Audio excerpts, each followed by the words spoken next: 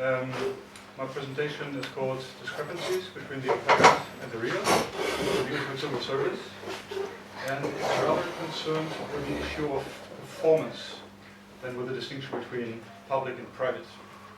I think that it may enable us to get another angle on this topic under discussion. My approach is rather theoretical, as I warned before. Because of this, I will also reflect upon certain views and perceptions of people that live outside of the post-Soviet space. So this is a work of anthropology, and I believe that social anthropology can be very useful when it comes to looking into the micromechanics of institutions, when it comes to interpreting people's actions and how they conceive of their environment and their agency. What I discovered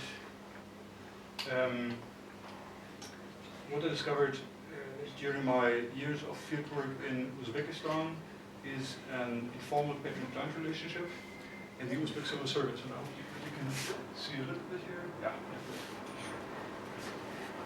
So this is the bond between Ustos and Shogird, or as you would probably translate it, between master and disciple, or between mentor and protege. It seems to have its origins in the Muslim orders of the Central Asian region. And I should add that it is institutionalized to a certain degree. What always was very fascinating for me that you find in an institution as the state service, that you find this bond which shows certain spiritual characteristics.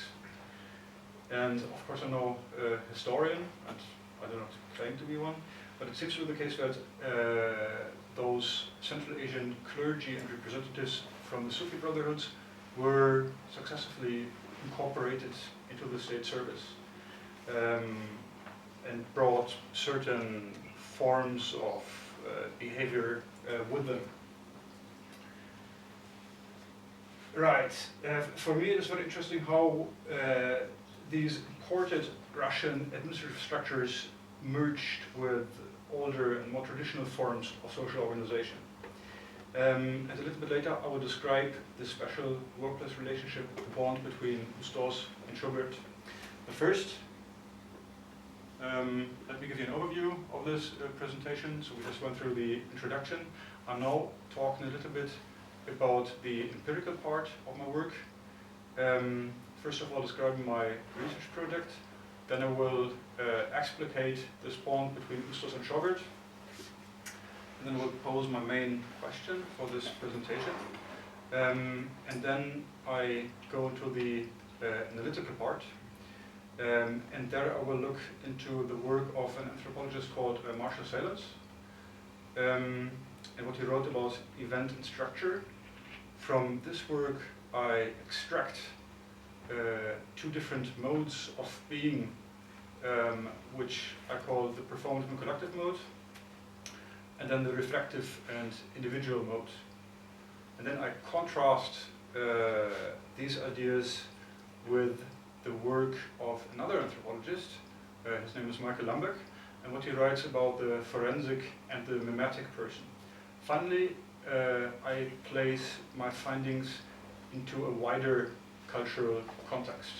So this is not only about this bond between Ustos and Shogird, it's not only about this patronage type relationship. So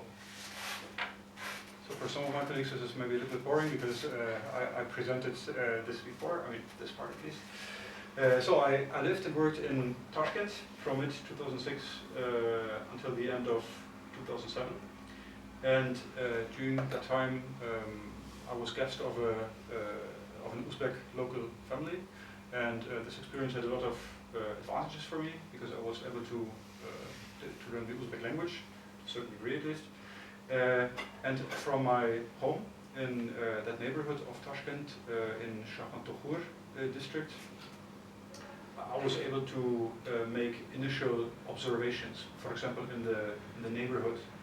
So I would learn a little bit about Uzbek social life, and what is probably more important for an anthropologist, I learned about the outlook, the norms, values of the people.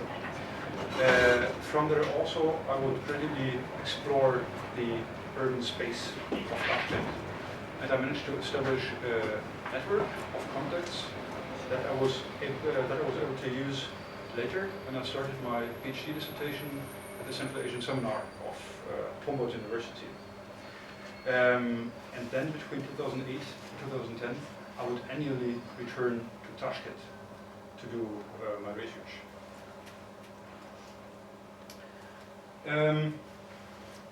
So the topic that I wrote about, these were the professional and private aspirations of young Uzbeks. And as part of my work, I considered, or as part of my dissertation, I considered different kinds of work. For example, subsistence, entrepreneurial work, and the civil service. In Uzbek, this would be tirikçilik and business. And finally, davlat işi. And because here we are concerned with the last one, with davlat işi, I'm going to say a little bit about it. So davlat işi can mean working in the administration, in a state-owned company, bank, the police force, work for the tax authorities, as a lecturer in university, or a teacher in school. As you realize, these are very different kinds of jobs. What is typical for all of them is that your payment is comparably low, while on the other hand, you've got a chance to make a career. So people who go into the state service, they're more interested in gaining influence and power than making money and becoming rich. Although, if you're interested in this, we can discuss it later, one can lead to the other. Right, now about the bond between Ustos and Shogurt. So these terms are used in different contexts, of course, but here I only refer to Ustos and Shogurt in the state service. And it differs from the more common workplace relationship in several ways. For instance, in regard to closeness and stability. So this bond between Ustos and Shogurt is always closer than the one between superior and subordinate. So some people say it is as close as the relationship between son and father. Some people even argue it is more close than that. And it is more stable. So it usually doesn't just come to an end. Ideally, it comes to an end only with the death of either Ustos or Shogurt, usually the Shogurt. Sorry, Ustos, because he's the older one. Of course, the Shogurt can make certain mistakes which end this kind of relationship. Now about the function, the Ustos, he conveys practical knowledge in regard to work. And right, I mentioned before these spiritual characteristics, and one of these is that he acts as some kind of guide for the Shogurt. He guides the Shogurt through life. And he's also supposed, at least to try, making his apprentice a better person. Conduct is very important, also also know this presentation. So the Shogurt must always and continuously show the Ustos his respect. And he must never allow oneself to be overcome by anger, because this may endanger the continued existence of this relationship. What are advantages for both Ustos and Shogurt? Advantages for the Shogurt, when he's getting Ustos, he's got better prospects to make a career, because the Ustos is there and is in a superior position and protects him, enables him to this career trajectory. He also becomes more trustworthy, because the Ustos acts as some kind of guarantor for the Shogurt. Finally, he can succeed the master in his position when the master dies, or when he just retires and leaves his position. Right, advantages for the Ustos. He gains the respect of his colleagues for his talented, able Shogurt, or Shogurts, there are several. And this is very important, he can, at a later point, he can rely upon the support of the Shogurt. So the working conditions, the higher you go in the state hierarchy, the more competitive life becomes. So you have to know whom you can trust and whom you cannot. So you can see that this is a typical form of patronage, because protection and promotion are exchanged for loyalty and allegiance, but it is not so typical insofar as we have these spiritual characteristics which I mentioned. I should also say a little bit about this issue of subordination, and this is connected to the point of conduct. And this is something that I interpret as some kind of a rite de passage that the shogurt has to go through. Because while he's in the process of training, the shogurt is not an unskilled individual anymore, but neither is he yet a specialist, so he's only on the way to become an Uzbek. When he has become an Uzbek, then he enjoys a certain standing that comes with this position of authority. So I interpret subordination only as a temporary station in the career trajectory of the civil servant. Alright. So from a utilitarian or maybe an instrumentalist point of view, you could see that there is a certain incompatibility of what we may call facade and interior, because in the Uzbek state there are these personalistic ties which confine an expansion of what Habermas would call a functionalist rationality. These state institutions with the rules and regulations, they only have limited power. People's conduct and agency is instead guided by more traditional principles, and allegiance lies with respected and influential individuals and families. In comparison, these state institutions are ranked secondary in significance.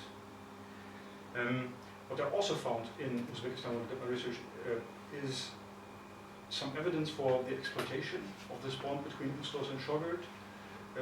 So it seemed that there were these shogurt who were faking loyalty for career purposes, so very ambitious young individuals. Right, so here we have this apparent discrepancy between the public persona and the private person.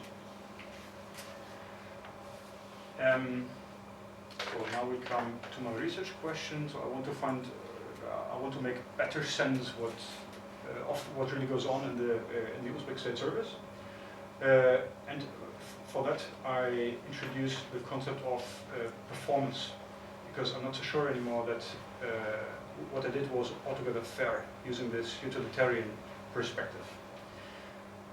So I'm employing the concept of performance in a certain way. I question the simple distinction between public and private, facade and interior. And from here on I will read a little bit to you, if you don't mind. So, when it comes to the issue of performance, I found the book Islands of History by Marshall Sellers to be a revelation. The message of the book is meant as a critique of Western history and anthropology and the discipline's preoccupation with event and structure, respectively. In the eyes of Sellers, this dichotomy between event and structure is just as false as the one between past and present, between individual and society. He wants to explode the concept of history through anthropological experience of culture. As I do not intend to travel into the neighboring discipline of history, my approach differs from the one employed by Sellers. With my interest for performance, I want to draw attention to the issue of structure. Before going into detail, let us briefly consider the main argument of the book. Sellers thinks that event and structure permeate one another, and he demonstrates this point by drawing material from Polynesia. Most importantly, the arrival and death of Captain James Cook in Hawaii in 1779. So I'm very sorry that now we move a little bit out of the region. Why did James Cook have to die is the question he poses.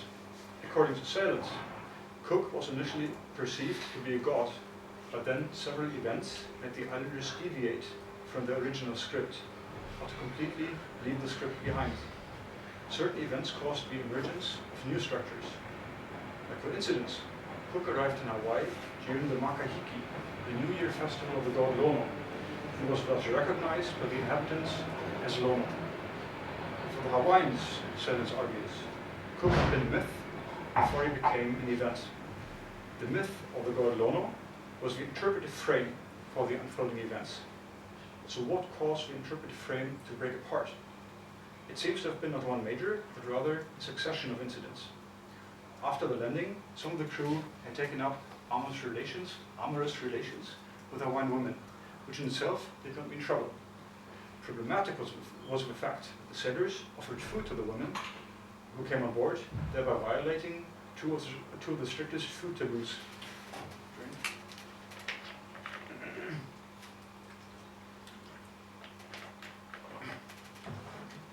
Not only did the women eat food that was prohibited to them, but they ate this food together with the sailors, which must have raised doubts about the divine status of the Europeans.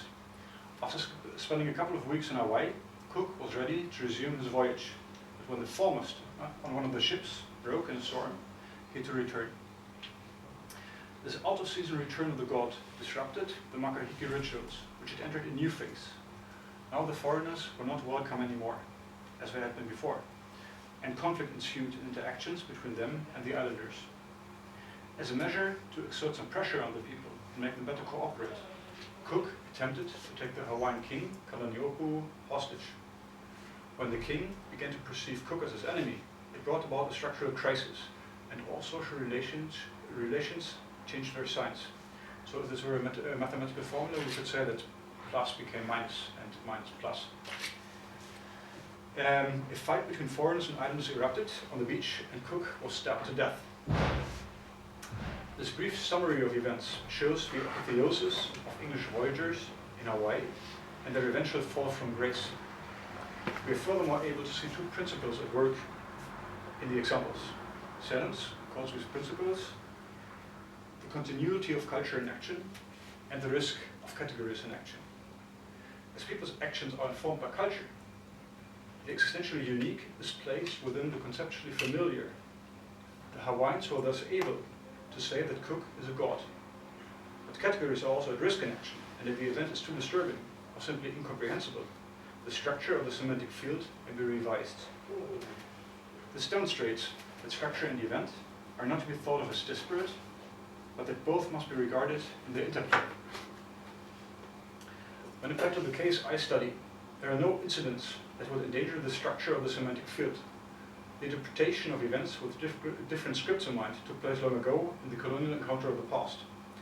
I'm not so much interested in these kinds of conjunctures, but in people's attitudes towards the social reality, irrespective of them being the result of cultural clashes or not. Let me focus my attention on two different ways of living in the world that directly relate to the discussion of structure and event. These are the performative and conductive mode that doesn't.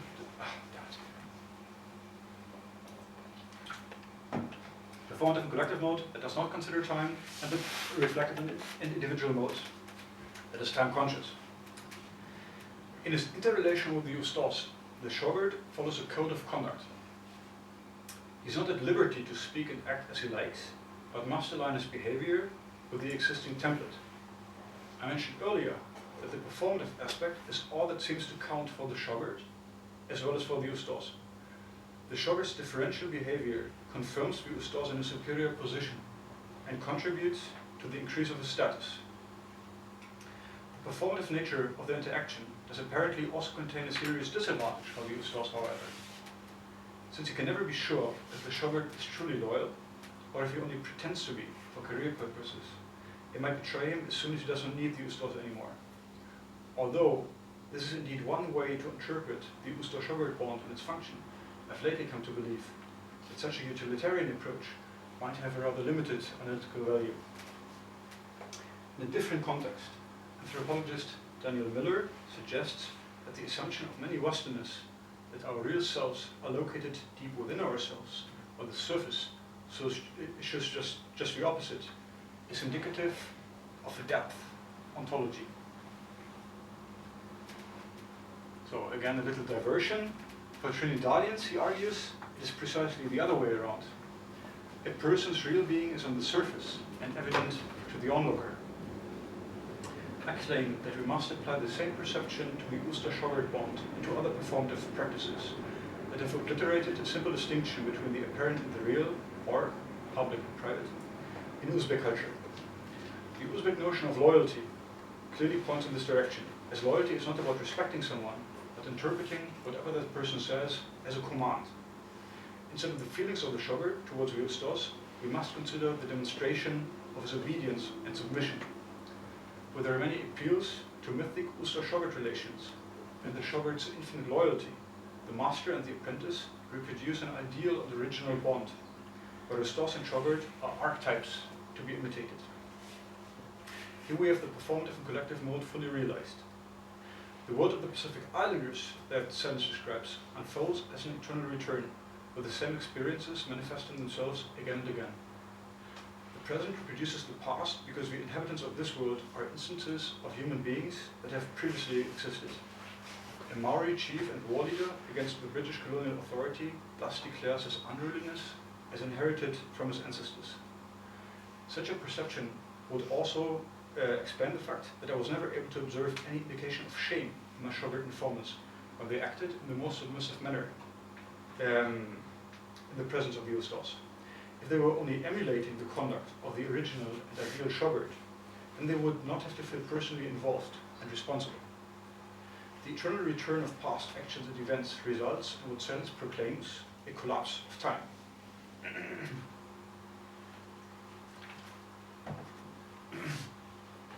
So, to better explore the performative but also the reflective mode in the different aspects, I would like to introduce the ideas of anthropologist Michael Lambeck about the forensic and the mimetic person in this discussion.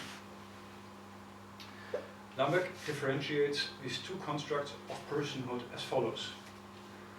On one side, the person is understood as a unique, continuous and unitary actor, and cumulative product of the acts in which she has engaged or been engaged, and for which she is held and holds herself accountable. Following Locke, I call this forensic person, alluding here to identity over time, carrying moral responsibility for past and future deeds in the way that the law ascribes continuity to individuals with respect to such matters as intentionality, commission, punishment. So, and then we've got the mimetic person. On the other side, individuals draw from a set of named personage or dramatis personae that they become, inhabit, play, personify, imitate, or impersonate, alternately and discontinuously, or possibly successively or simultaneously, and for which different societies provide a variety of means and opportunities. These vehicles for subjection, but also action and reflection, appear to produce discontinuous, dispersed, individual, divided, uncontained, or non-unitary persons, a dimension I call mimetic.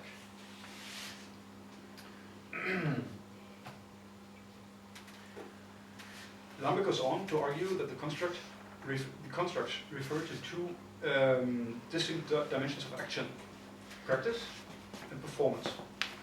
Similar to Salins, who sees event and structure as permeating one another, Lambeck makes the point that the forensic and the mimetic are not mutually exclusive forms of personhood, but that we might switch from one to the other, depending upon the occasion.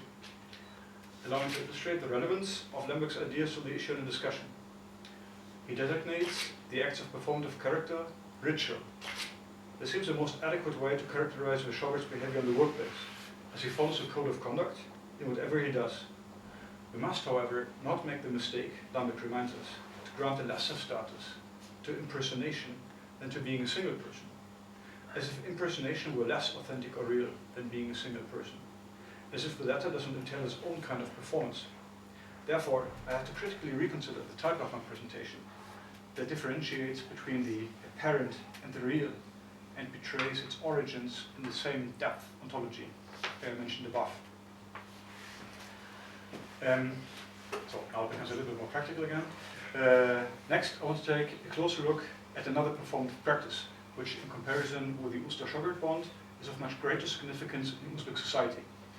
I speak of the life cycle celebrations, or in Uzbek called Tui, which take place on different occasions, such as the birth of a child, circumcision, and most importantly, marriage, and which often involve tremendous expenses for the hosts.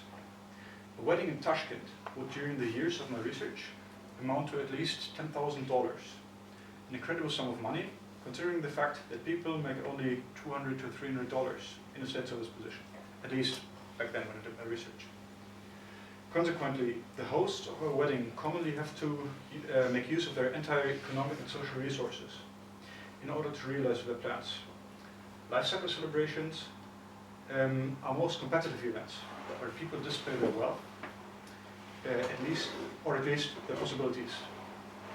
They held in wedding halls, in Uzbek called tulkhona, which can be very expensive to rent, and which themselves express the idea of extravagance, lately in the neo-Baroque style, as you may be able to see in those pictures above.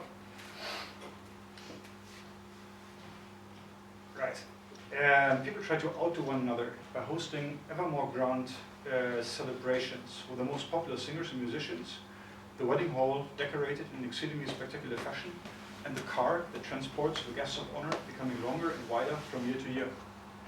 The ritualistic element can be discovered in the fact that no one may exempt him or herself from the obligation of hosting these costly events, that they must conform to certain standards. My informant's explanation that even a poor person will try his best to organize a celebration worthy of a rich man again indicates a performance. Within a psychoanalytic frame, Lembeck sees a romantic form of personhood involving identification or competition with others and the introduction. From a sociological point of view, it is concerned with the acquisition of status and taking on a role. In the case of life cycle celebrations, one also wonders about the question of responsibility. Spending such a large amount of money on a single occasion that doesn't even provide an immediate material return seems a real waste.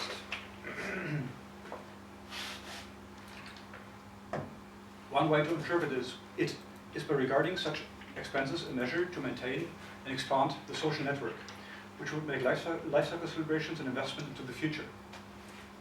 But again, I think that the utilitarian approach doesn't enable us to see the complete picture. To be able to do so, we must also take into account the Uzbek experience of life as a highly volatile matter. According to the Uzbek perspective, we live in a fleeting world, or in Uzbek, where neither money and material belongings, nor one's position, knowledge, status and social relations can be taken for granted. Consequently, it is preferable to spend all savings at once before they disappear otherwise. When everything is volatile, or in Uzbek common sold kinship, and continuously slips through our fingers, then the only moment to find some degree of durability is located in the present. But the present is to be fully enjoyed. Past and future become, in the people's perception, almost meaningless. Writing about Trinidad, Miller declares that we have to imagine a situation in which being is constantly recreated through a strategy of display and the response of that moment. Only the response of the day establishes who one really is. Applied to the Uzbek context, the host of a life cycle celebration can, depending on his performance, turn out to be a big man. In Uzbek, kattaula, or not so big man. A junior employee may prove to be a shogurt, or simply a workplace subordinate. Miller believes that in societies which are more strongly egalitarian, people are rather defined by their current abilities and achievements and by symbols thereof. When their abilities diminish, they are in danger of losing an achieved position. Truth and being are perceived as lying on the surface. In societies with a pronounced hierarchical tradition, though, being and truth are thought to be located within the self and to be of a stable nature. This is an interesting claim, and the Uzbek case does in my eyes support it. Even though an age hierarchy exists in Uzbek society, it appears that at least those who are better educated and more intelligent than usual have a more or less equal access to positions, irrespective of the social background. There is plenty of evidence that even very privileged individuals may in the long run make a fatal mistake and lose their position, reputation, network, and occasionally their freedom. In the spheres of private business and the state service, circumstances are in perpetual flux, with some individuals going up, others falling down, and alliances changing constantly. I'm not arguing that life in modern Uzbek society would be determined by the performative and collective mode of existence alone, but that performance plays a special role in everyday life, where it is employed in the Usta-Shogurt relationship and people's life cycle celebrations. That is not to say that there is no sense of individual identity or planning, but that, depending upon the occasion, one mode outweighs the other. We must not walk into the trap of exoticism and Orientalism when trying to understand Uzbek culture, but simply assuming that the people in Uzbekistan would adhere to the same Western materialist outlook is just as wrong. Event and structure, the forensic and the mimetic, are intertwined, and there are moments and periods for the one as for the other. Thank you for your attention. Also maybe a little bit fast, I'm sure. Where's the time?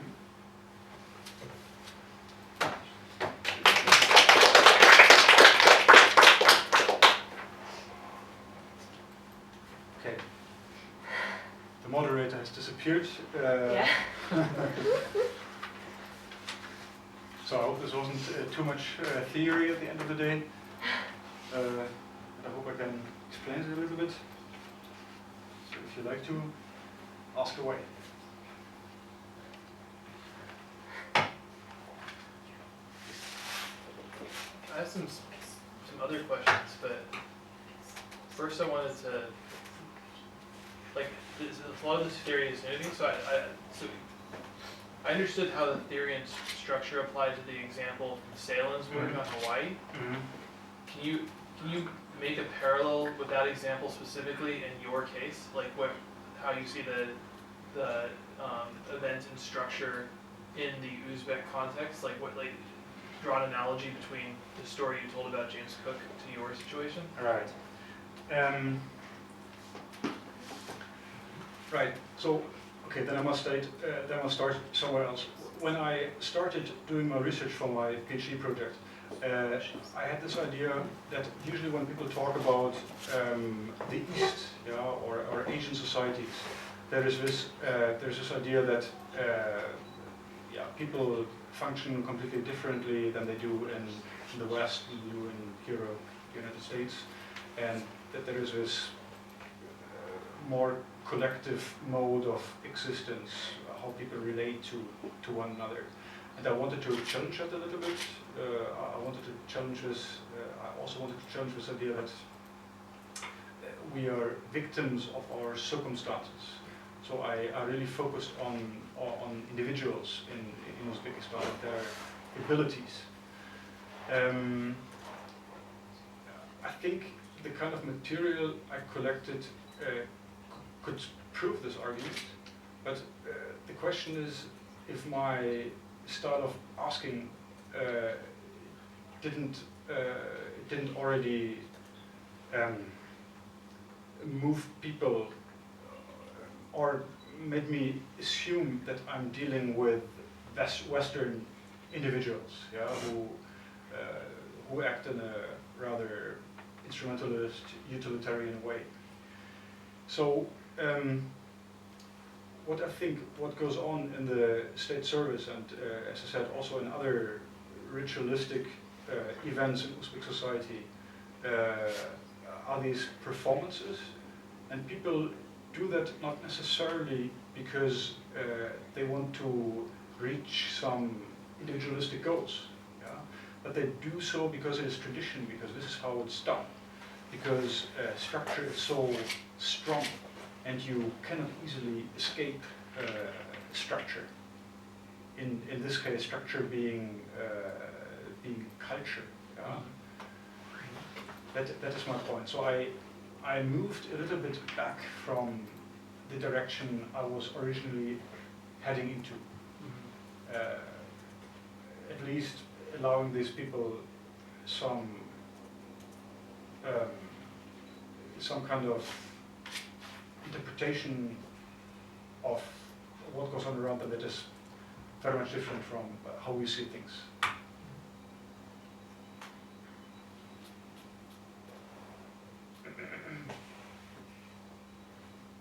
Please. Well, I'm sorry I missed the second part of your presentation, but my question is not about only your presentation, but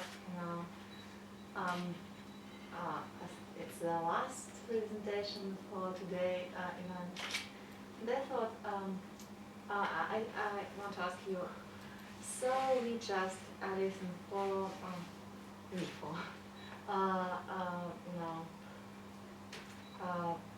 presentations about private and public, and what about private and public? So you organize this event, and I guess you thought about Yeah. it a lot. And is what now for you?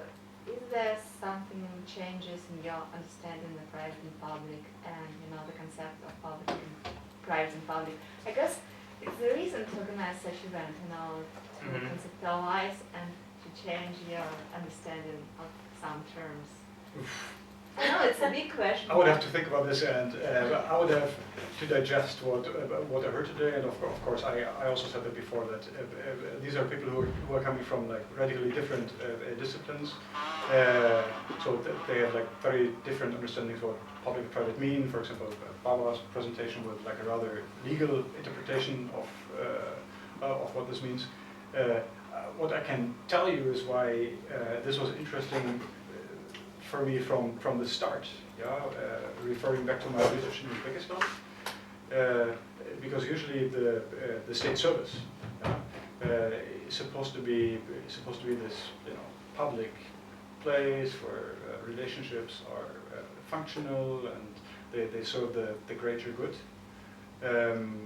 But then I found these patronage type kind of bonds, where it's about. These are private connections. Of course, we know that exists more or less everywhere to different degrees, of course. And what surprised me even more was that in a sphere which is supposed to be very rational, the state service, at least according to Max Weber, that's there you would find these, as I call them, spiritual, or maybe we might term those irrational characteristics, that you would assume to find very far from the state service. So this merging of the rational and the spiritual within possibly the most important institution in the society was very surprising for me. Of course we understand where it comes from, if this is where it comes from. Since a couple of years I'm looking for answers, how it managed, how this kind of conduct, this special institution, like social institution, managed to enter the civil service. And I can't really, I don't know, if historians know more. It's difficult. I didn't really find any answer yet. I think this is something we also discussed briefly the other day, and this is something that Alfred Bustanov recommended, looking into this idea of khidma, which was used by a German historian for Eastern Persia, and which you would call khizmat in Uzbekistan. So this idea of service, so that maybe we're not talking about like a certain kind of loyalty here, but about something completely different.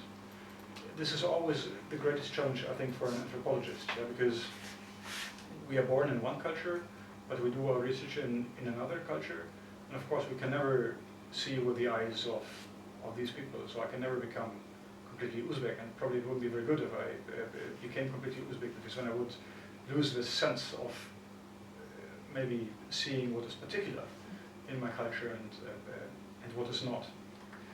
Right.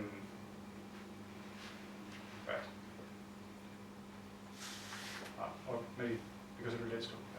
Yeah, I just wanted to sort of offer some perspective on the Ustad Shogir thing, like just to connect some of the talks, I guess.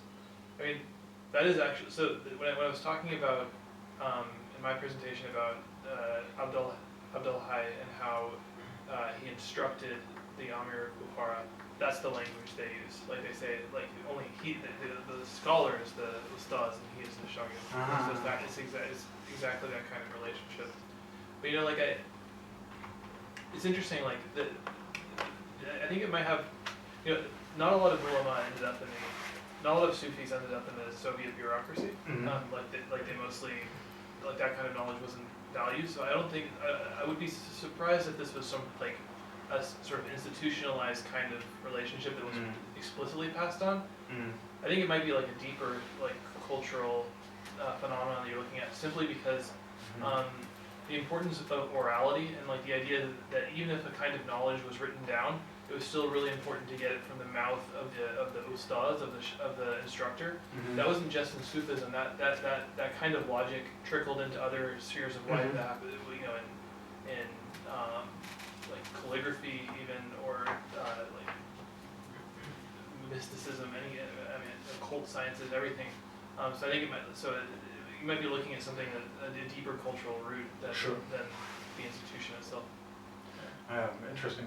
I used this one, only to respond to this, I used this one source which is not historical, so the name is Dimitri Pshkun, I think he's a political scientist, and he looked especially into the Uzbek state service. And he argued that not so much in Soviet times, but in Russian Tsarist times, that people from the clergy, the brotherhoods, were incorporated. Maybe for the same reasons we discussed before, because these people were able to write, to read. That's definitely true. Yeah, absolutely. I mean, that's how they ran. You know, people didn't start writing in Turkic in Bukhara until it was a Russian protectorate, because the Russians were accustomed to interacting with the local population through literary Turkic because of conquering the Tatar territories before that. So they brought those same clerks into Central Asia, and then, like ironically, sort of through the colonial project, brought Turkic to Persian literary area. So. Interesting. And yeah, so right, to respond to your other remarks. Of course, I can't answer if this is a social institution within the state service which goes back, which is a tradition. Yeah, I don't know that. What it may also be is like some kind of idealization of Uzbek culture that, I don't know, maybe by coincidence or some other reasons, found its way into the state service. I sometimes found that there was like a lot of romanticizing going on about this Oslo-Schobert bond, and you know, on the one hand this narrative which was ideal, and on the other hand this kind of evidence which I found for people just imitating what was, just imitating these kind of practices, showing what was expected of them, while at least it seemed so they had like very different motives. From the utilitarian perspective, what may be true that people who don't really have a network, in this case in Tashkent, because this is where I did my research, who don't really have a network, that they use this as kind of, their family is far away. Maybe they only arrived a couple of years ago. So this Oslo-Schobert bond is a way to connect and enable them to a career. So this may be a very practical reason to it. But yeah, I really would love to find some historical explanation. So with this book of Jürgen Paul coming out, maybe there's something there. Okay. Yes, please. I'd like to ask a question about the logical part, because it's also concerned with my research, although it concerns 18th and early 19th century America, surprisingly, boundaries of public and private. I discovered in one of the articles of Viktor Voronov, St. Petersburg sociologist, the head of the recently Foreign Agent Center for Independent Research, the concept of public-private sphere. He's talking.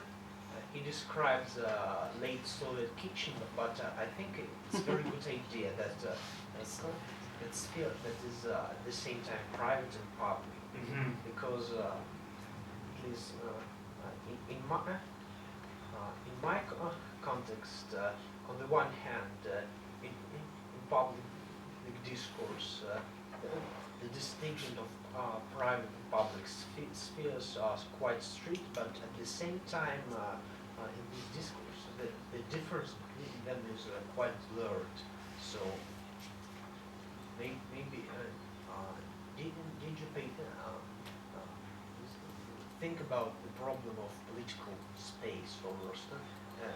And when we talk, for example, about different points, about biopolitics or something like that, about problem of political body, because of course this is a mostly European invention, but it influenced, well, the whole globe. So maybe we can find the elements of this political mythology maybe in Uzbekistan as well. So to better understand your question, do you refer to the kitchen in the private home, or did you refer to the kitchen in some, I don't know, institution? I mean, Victor described late Soviet kitchen as a place for political discussions, as a private public sphere. So, for example, at the same time, private and public. But I think this concept is maybe utilized in a different areas as well. I like it. So for example, the kitchen or the cafeteria. No, people's private kitchens. Ah, private kitchen, Yes. right. It's actually a very common, idea that you have this shift, because there are no, properly public spaces, and so political discussions happen, in private houses, in people's kitchens. Ah, okay. Now I get it. Okay, sorry. Okay, so of course, so I don't know this particular article. I think he wrote it together with his wife, if I'm not mistaken. There is this article about the public and private, and by Voronkov, and not so important. Right, and so this discussion has got a very long tradition that the Soviet state somehow tried to invade the private sphere, and there was no private sphere anymore. At the same time, that what people did in the office culture became like almost private, because this distinction became so blurred. I didn't look into this particularly. That was on a research question in Uzbekistan, but as you mentioned, the political space in Uzbekistan, I would argue that the political space can be found almost everywhere, because whatever you talk about with people can very quickly turn political. Yeah. So one thing you're not supposed to discuss is politics in itself. I think I mentioned this the other day to my students. There is a term in Uzbek for politics, which is siyasat. So siyasat, it also means like any kind of trouble. Yeah? So in 2010, when I was in Uzbekistan, there was this major crackdown on I think the largest Central Asian wholesale market, which was located in Tashkent, the Urikzor Bazaar. And that was a huge scandal, because the owner of that bazaar, Dimitri Lim, I believe, so he was charged. I think he was able to escape to BS. I think he was able to leave with his family. But some of these other executives, people who had high-ranking positions within the bazaar structures, they didn't get away, and they were arrested, imprisoned. And I was, of course, very much interested in what went on there. And one space where I found out you can discuss politics very well. I'm sure that like many tea houses are taxis,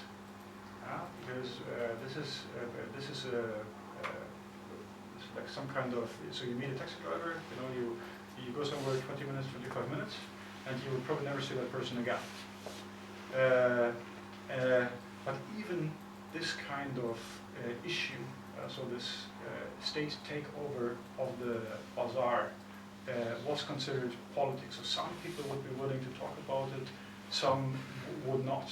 So in my home, with my Uzbek family, my host father, for example, he would tell me directly, but Jesko, this is politics, you know, suggesting we're not supposed to talk about this.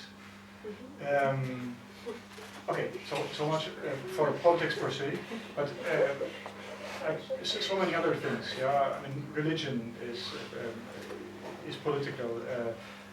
Anthropology, archaeology can become very political. Yeah, when you suddenly realize the Uzbek nation, I think I mentioned the other day, hasn't been living on the same territory for 1,000 years, 1,500 years.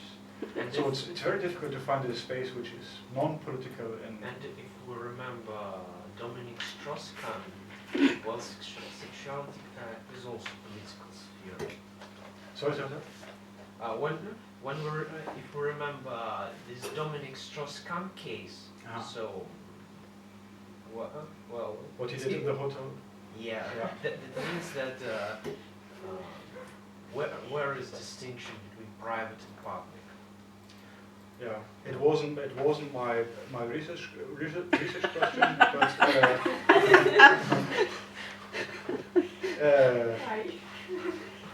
it's very interesting, of course. It's a good topic Is for a it? next workshop.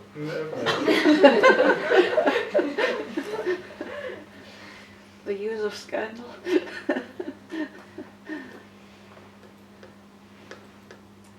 So, anything? Maybe a brief question, which I never asked about this.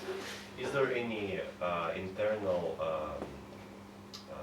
critics of this kind of informal relationships in the country? I mean, maybe from some parts of government or public intellectuals. I guess there are some public intellectuals. Of course. Interesting. Not that I would know of. I mean, usually when people talked about this Uster-Schogert relationship, they talked about it in a very positive. They talked about it in a very positive sense. Very positive, actually, because I think people there, they didn't really consider it to be about patronage. Possibly they didn't consider it to go in the direction of corruption, which it can be in some cases. I don't even know if there is such an awareness that this is part of workplace culture or administrative culture. It may even be, you know, I did my research in Tashkent, that you won't find these terms being used in, I don't know, Fergana or Kokand or in smaller places. Also, I'm not so aware that any scholar has written about this Uster-Schogert bond, particularly in the state service so far. So people have written about it, about the Usters as a religious instructor, or Uster-Schogert relationship when it comes to the musical tradition or in higher education. Why do you think that? Wait, why do you think that is? Why? I didn't realize how specific this was to the state service. Why? Why wouldn't it? Like, what? Do you have a hypothesis of why you don't find it in Kokand? I mean, maybe you do. All I tried to say was that I did my research in Uzbekistan, but it may not be applicable, you know, to elsewhere. Maybe it is even only applicable to certain institutions. Maybe, as I said before, maybe institutions where a lot of people work who come in from outside, yeah, who don't have these kind of networks. This could be an explanation. how often in your research was the Ustad-Shagird relationship between people who are not from the same family networks? Like, was it substituting for family ties? Yeah, this is what I suggested before, but I'm not sure. You know, like when you finish your research, then it is often easier to you know, to see certain patterns, and you would like to go back and ask certain questions.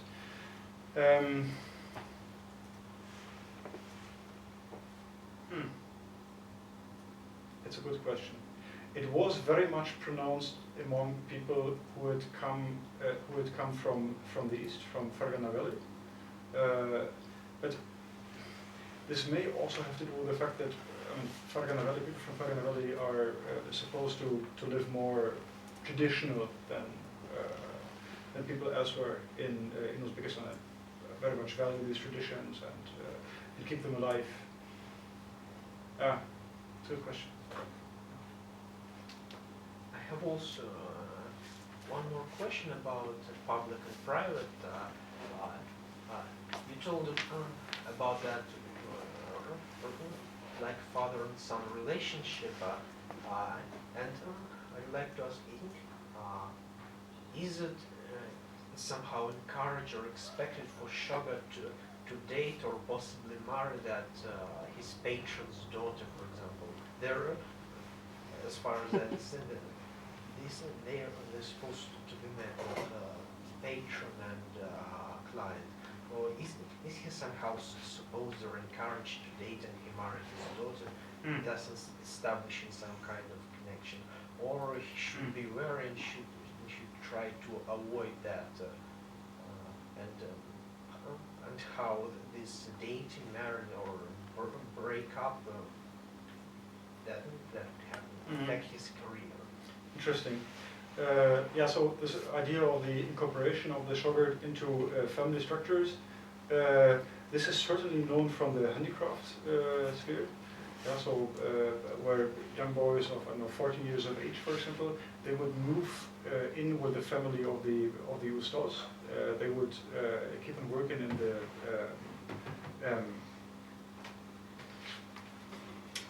what's it? Say Werkstatt.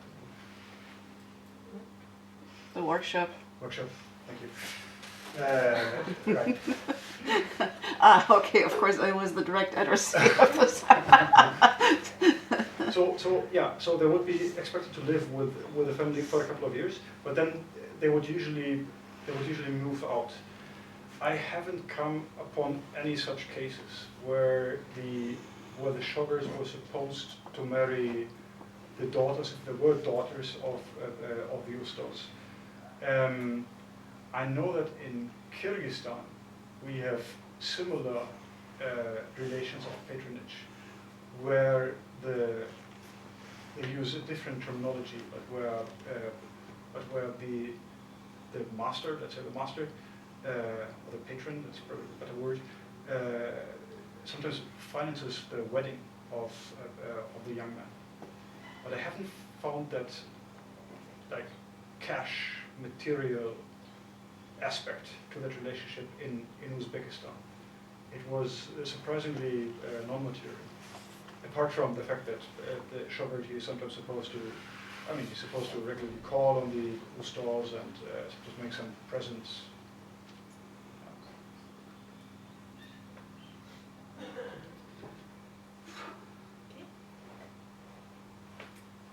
Good?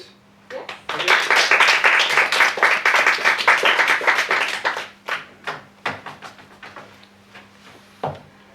So do you put your organizer hat back on and say something in conclusion? Oh, right. Very good. Then I would say we can go and enjoy the buffet. And First things first. yeah, and talk in private about everything. Leave the public sphere behind.